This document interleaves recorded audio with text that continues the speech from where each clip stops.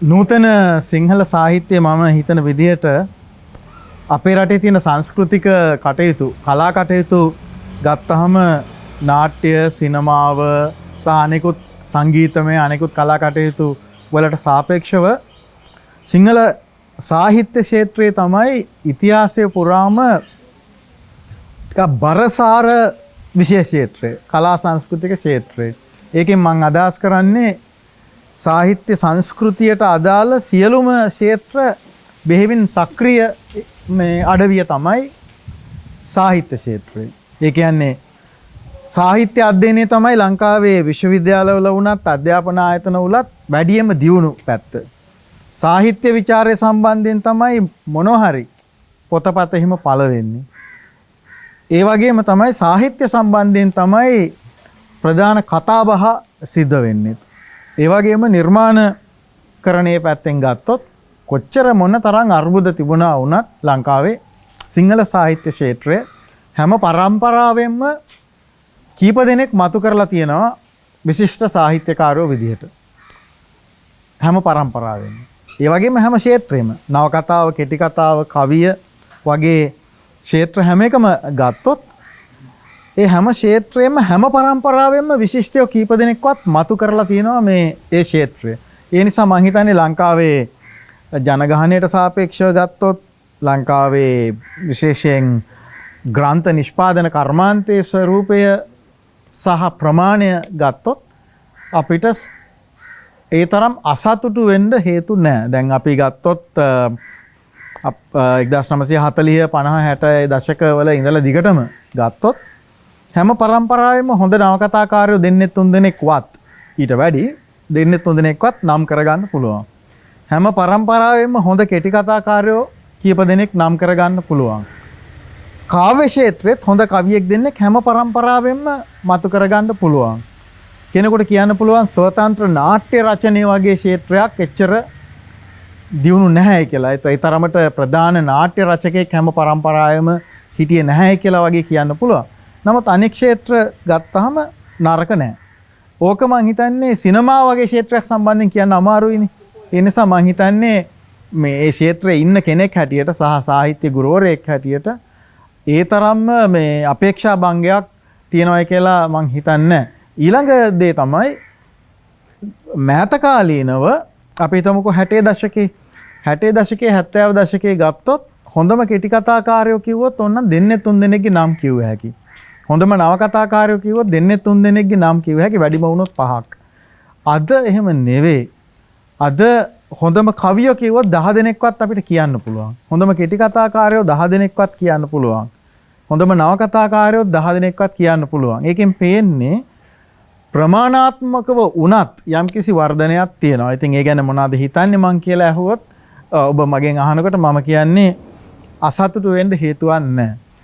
ඊට පස්සේ ඒ ක්ෂේත්‍රවල දැන් සාහිත්‍ය කරුවන්ට තියෙන එක වගකීමක් තමයි තමන් ජීවත් වෙන පරම්පරාවේ තමන් ජීවත් වෙන සමාජයේ තමන්ගේ පරම්පරාවට ආවේනික ජීවන පැවැත්ම පිළිබඳ අර්බුද ගැටලු සංකීර්ණතා තේමාත්මක විෂයන් හැටියට සාහිත්‍යයෙන් මතු කරන එක.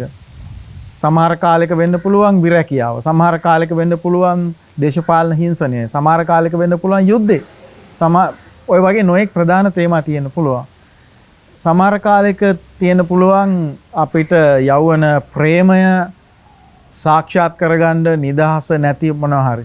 ඒ වගේ හැම පරම්පරාවක්ම Tamanට ආවේනික තේමා ගවේෂණය කිරීම සම්බන්ධයෙන්ුත් සිංහල සාහිත්‍ය ක්ෂේත්‍රය ඔය හැම සාහිත්‍ය විදියකම නවකතාව, කෙටි කතාව, කවියේ සක්‍රීයයි, සජීවී කියලා මට හිතෙනවා.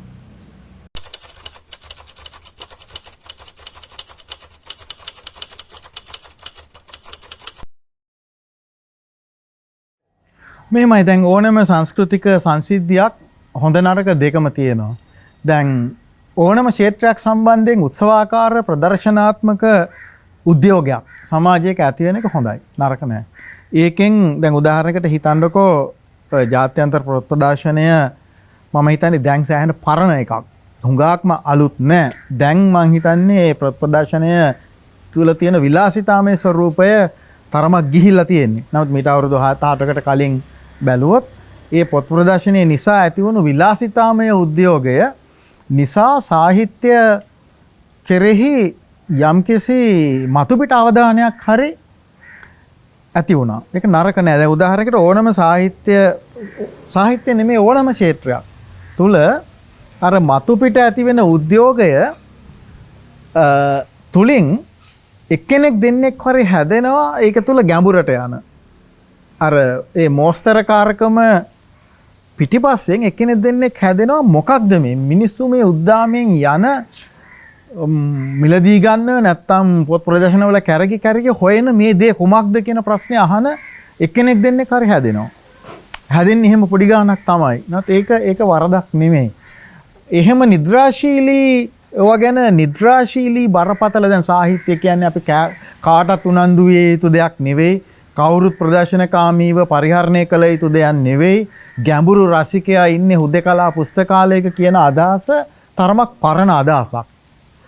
මොකද අපි දැන් ජීවත් වෙන අපේ සමාජය බාහිර මේ ඒක නිකන් ප්‍රේක්ෂාමය ජීවිතයක්. ස්පෙක්ටකල් කියන එක. ඒ කියන්නේ අපි අපේ ජීවිතය ප්‍රදර්ශනාත්මක යුගයක් මේක. ඒකට හේතුව තමයි අපිට මේ ඉමේජ් එක ඡායාරූපය නැත්තම් දෘශ්‍ය සංකල්ප රූපය විෂුවල් ඉමේජ් එක ප්‍රධාන වුණු ලෝකයක් නෙමේක. ඒක වැළැක්විය නොහැකි එකක්. ඉතින් එවැනි තැනක අර වගේ ප්‍රදර්ශන සංදර්ශනීය සනකැලිමේ දෙයක් සාහිත්‍ය වටා තියෙන එක නයිසර්ගිකවම නරක නෑ. කෙනෙක් අහන්න පුළුවන් ඒ නිසාම සාහිත්‍යයේ වර්ධනයක් වෙනවද කියන එක ඒකට වෙනම උත්තර තියෙන්න පුළුවන්. දැන් උදාහරණයක් හිතන්නකෝ ඔය මේ මෑත කාලේ මතුවලා තියෙන අපි මොනවාද මේ ජාත්‍යන්තර ප්‍රදර්ශනීය විතරක් නෙමෙයි. තව තියෙනවනේ සාහිත්‍ය අත්පිටපත් තරඟ තියෙනවා, සම්මාන උත්සව තියෙනවා, නොයෙක් ඒවා තියෙනවනේ. ඒ නිසා සිද්ධ වුණු දෙයක් තමයි අඩුතරමින් අවුරුදු කීපයකටවත් සාපේක්ෂ වශයෙන් හොඳ නිර්මාණ කරන ලේඛකයන්ගේ කෘති විශාල වශයෙන් විකිනෙනවා. සමහර වෙලාවට පිටපත් 50000 සමහර වෙලාවට ලක්ෂ ගණන් විකිනවා කියලා තියෙනවා. අඩුතරමින් පිටපත් 5000 6000 10000ක් විකිනෙන හොඳ නවකතා තියෙනවා. ඉතින් එවැනි පොත් අලවියක් තියෙන එක හැම ලේඛකයාටම කෙසේ වෙතත් නවකතා කලාව නැමැති කලාව බරපතලට ගන්න ලේඛකයෙක් ඉන්නවා නම් Tamanට 5000ක් දෙනා Tamanගේ පොත් මෙලදී ගන්න ඉන්නවා කියලා දැනගෙන ඉන්න එක කලාත්මක වශයෙන් යම් අත්හදා බැලීම් කරන්න තවත් නිර්මාණශීලී වෙන්න තව ටිකක් සීරියස් විදියට ලියන්න හේතුවක්. ඉතින් ඒවා නරකයි කියලා කියන්න අමාරුයි.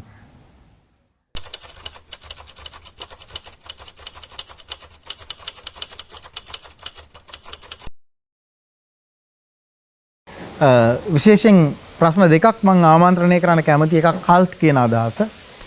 කල්ට් එකක් කියලා කියන්නේ විශේෂයෙන් සාහිත්‍ය ලෝකේ කල්ට් එකක් කියලා කියන්නේ යම්කිසි ලේඛකයෙක් කෘතියක් හෝ ශෛලියක් වටා විශේෂිත රසික පිරිසක් ගොඩනැගෙන එක.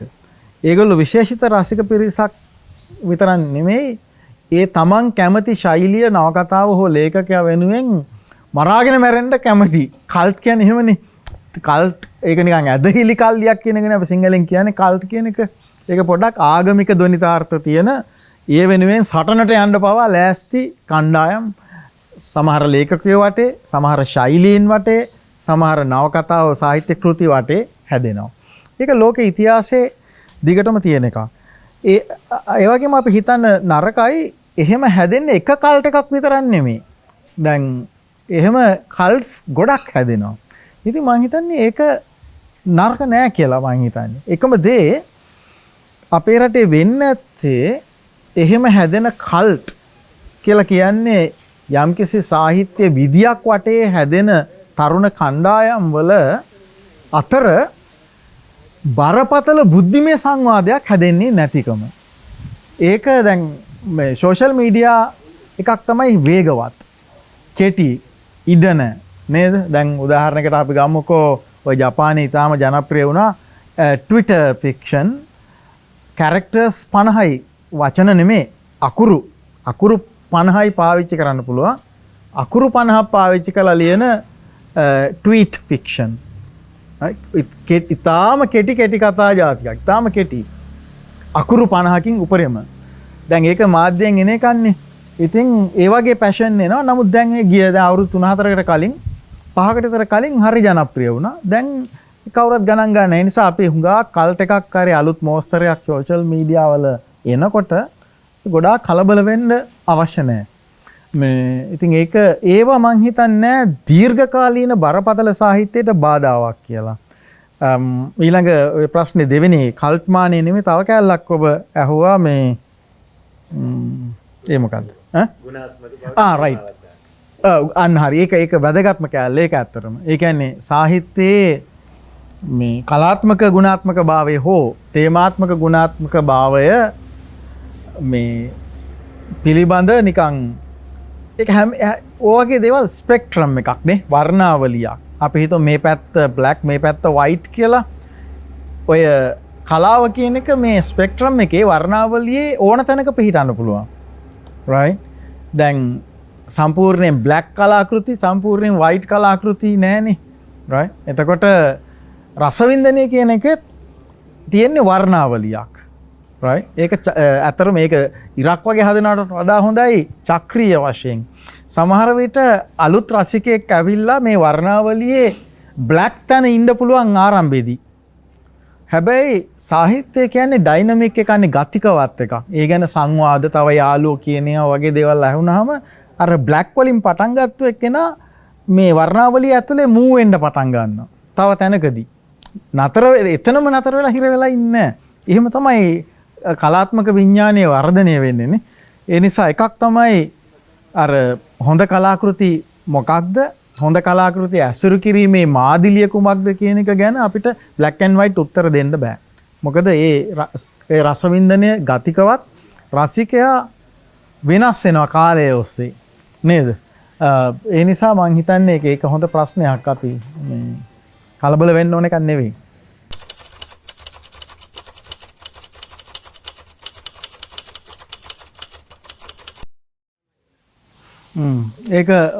ඒක හොඳ ප්‍රශ්නයක්. හැබැයි අපි බලමුකෝ 1921 තමයි ලංකාවේ විශ්වවිද්‍යාල අධ්‍යාපනය පටන් ගන්න. University College of Ceylon. 1942 තමයි නූතනාර්ථයෙන් විශ්වවිද්‍යාලය පටන් ගන්න. ඉතිහාසෙම අරන් බැලුවොත් අපි හිතන තරම් විශාල පිරිසක් විශ්වවිද්‍යාල වලින් සාහිත්‍යකාරයෝ බිහි වෙලා තියෙනවද?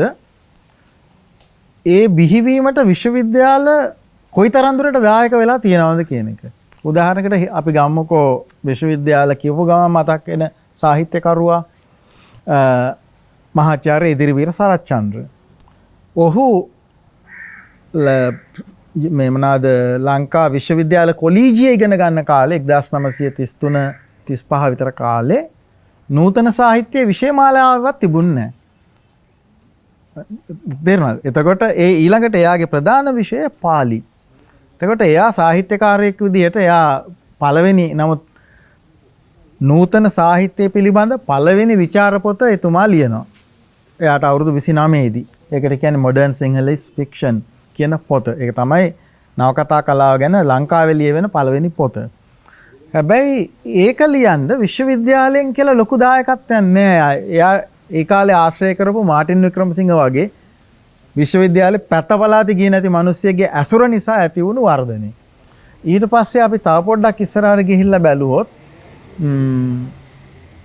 ඊට පස්සේ පරම්පරාවේ අපිට හම්බෙන වැදගත් සාහිත්‍ය දරුවෙක් වන සයිමන් නාවගත්තේගම විශ්වවිද්‍යාල අධ්‍යාපනය එපා කියලා අතහැරලා ගිය කෙනෙක්. නේ එයා දෙවෙනි අවුරුද්දේදී අතහැරලා යනවා.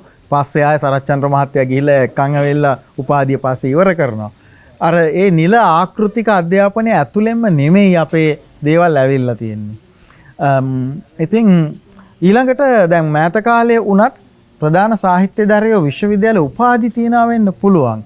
හැබැයි ඒ සාහිත්‍යදරයෝ වෙච්ච අය මේ විශ්වවිද්‍යාලේ ඇතුළෙන්ම ආපු අය නෙමෙයි. දැන් උදාහරණයකට දැන් ලංකාවේ ඉන්න විශිෂ්ට ලේඛකයෙක් වෙන එරික් ඉලයප්පාරච්චි සිංහල සාහිත්‍ය ඉගෙන ගත්ත කෙනෙක් නෙවෙයි. වාණිජ්‍ය විෂය ධාරාවෙන් උපාධියක් කරපු කෙනෙක් ජයවර්ධනපුර විශ්වවිද්‍යාලයේ. එතකොට දැන් ඉන්න විශිෂ්ටම කවියෝ ගත්තොත් විශ්වවිද්‍යාලේ ගිය කෙනෙක් නෙමෙයි මංජුල වෙඩිවර්ධන. එතකොට ලක්ෂාන්ත අතුකොරල විශ්වවිද්‍යාලයේදී සිංහල සාහිත්‍ය ඉගෙන ගත්ත කෙනෙක් නෙමෙයි නීතිය හදාරපු කෙනෙක්. විශ්වවිද්‍යාල අධ්‍යාපනයේ ඔය වගේ දේවල් වලට නිර්මාණයට අධ්‍යාපනයට ටිකක් ඉංග්‍රීසි ඉගෙන ගන්න හොඳ පුස්තකාලයක් පරිහරණයට වක්‍රදායකත්වයක් ලැබෙන්න පුළුවන්.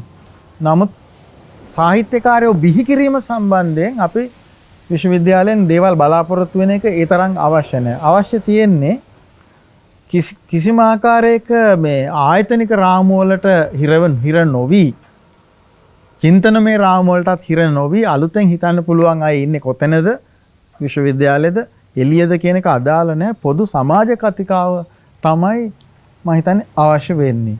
ඊළඟට දැන් ඔබ අහන ප්‍රශ්නයක එක ඇඟවුමක් සහ වැදගත් මානයක් තියෙනවා. විශ්වවිද්‍යාල සමත් වී තිබේද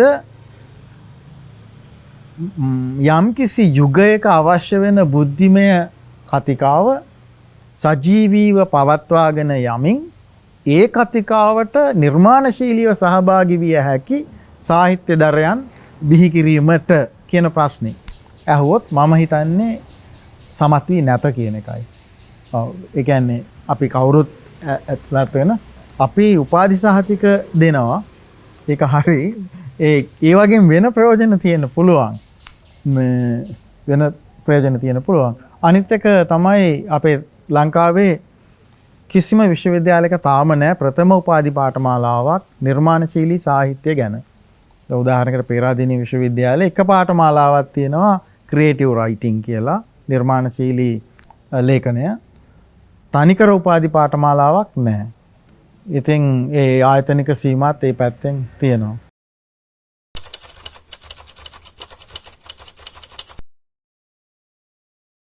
දැන් ඉංග්‍රීසි කියලා කිව්වහම ඉංග්‍රීසියට වෙන භාෂා වලින් පරිවර්තනය වෙච්ච ඒවාක් තියෙනවනේ. එහෙමනම් ගොඩක් තියෙනවා කියන්නේ. මෙහෙමයි. දැන් අපි මේ ඔය ප්‍රශ්නෙට මම උත්තර දෙන්නේ 21 වෙනි සියවසේ දශක දෙකකුත් ගිහිල්ලානේ. ඒ නිසා දැන් සාහිත්‍ය අධ්‍යයනය කරද්දී ඒ ශානරෙන් ආධුනිකයේ කියවිය යුතු කෘති මොනවද කියලා අහුවාම මට උත්තර ගොඩාක් තියෙනවා දෙන්න. සිංහලෙන් මම හිතන්නේ නවකථාකරණයට පොදුවේ නිර්මාණ සාහිත්‍යයට එනවා නම් විරාගය අනිවාර්ය කියවෙන එකක්. ඒ යුගයේ චරිත 3ක් කේ ජයතිලක හෙවණැල්ල සිරි ගුණසිංහ සයිමන් නාවගත් ඒකමගේ කෝකද කියලා මට හරියට කියන්න අමාරුයි.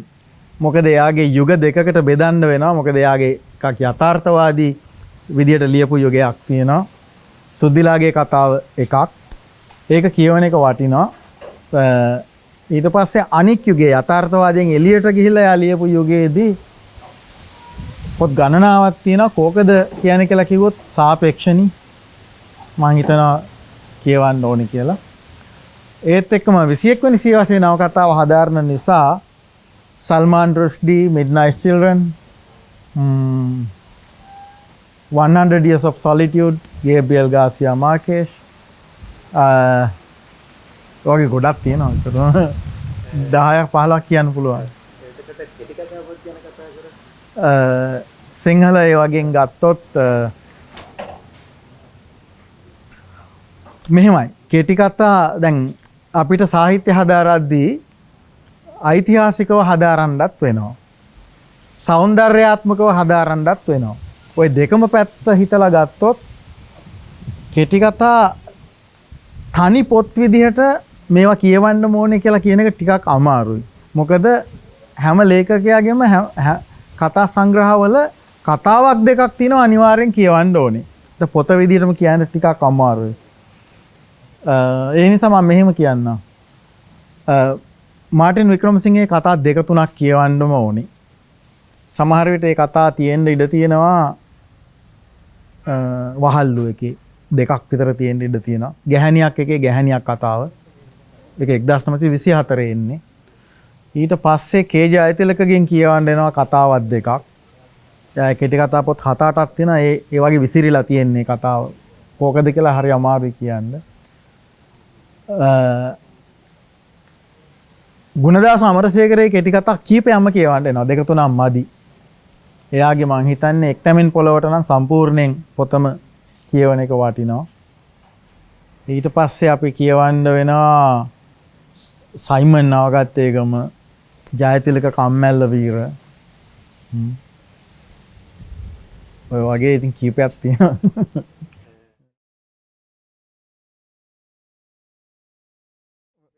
ඔව් ඒකටත් අමාරු දේ මෙන්න මේකයි. මේ පොත අනිවාර්යයෙන්ම කියවන්න ඕනේ කියලා කියනවට වඩා අමරසේකරගේ භාව ගීත අනිවාර්යෙන් කියවන්න ඕනේ. සිරි ගුණසිංහගේ පොත් ඔක්කොම ටික කියවුවොත් හොඳයි. මම හිතනවා අබිනික්මන කියවුවොත් හොඳයි. ඊට පස්සේ අපිට ප්‍රධාන කවියෙක් විදියට හම්බ වෙන කොඩිතුවක්කුගේ මුල් යුගයේ දැන් හිතමුකෝ පොඩි මල්ලියේ කතාවයි මේ කවි පොතයි ඊට පස්සේ ආලියන රශ්මි කියලා පොතක්. ඒකයි සම්පූර්ණයෙන් විදි දෙකක්. ඊට පස්සේ තවත් සංසාරයට බය මිනිස්සු වගේ සංසාරයට මං ආසයි. ඒ වගේ පොත. එතකොට තුනක්වත් එයාගෙන් කියවන්න වෙනවා. ඊට පස්සේ රණවීර ඉන්නවා, රත්නශ්‍රී ඉන්නවා, නන්දන ඉන්නවා. ඔය වගේ මේ තනි පොතක් අනිවාර්යෙන් කිය යුතු තනි පොත මේකයි කියලා හරි අමාරුයි කියන්න මේ සිංහල සාහිත්‍යයෙන් නම්. ඔව් ඒ අර එකක් තමයි තරුණ කියන වචනේ විශේෂණය ටිකක් හරි සංකීර්ණ විශේෂණයක්. කොච්චර තරුණද කියලා වගේ ප්‍රශ්නයක් එනවා. ඒ කියන්නේ අපි අලුත් කවියෝ විදිහට ගත්තොත් දැන් අපි හිතමුකෝ වෙඩිවර්ධන තරුණ කියනවාද කියන එක ලක්ෂාන්ත ඊළඟට ගක්ම තරුණ අය විදිහට ගත්තොත් ලහිරු කරුණාරත්න කෙනෙක්, ඉසුරු චාමර සෝම වීර එක්කෙනෙක්, රුවන් බන්දු ජීව තව එක්කෙනෙක්. ඉතින් ඒ වගේ පිරිසක් ඉන්නවා අතරම.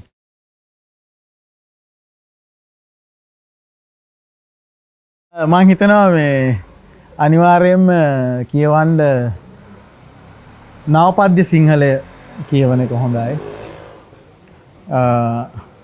මාටින් වික්‍රමසිංහ.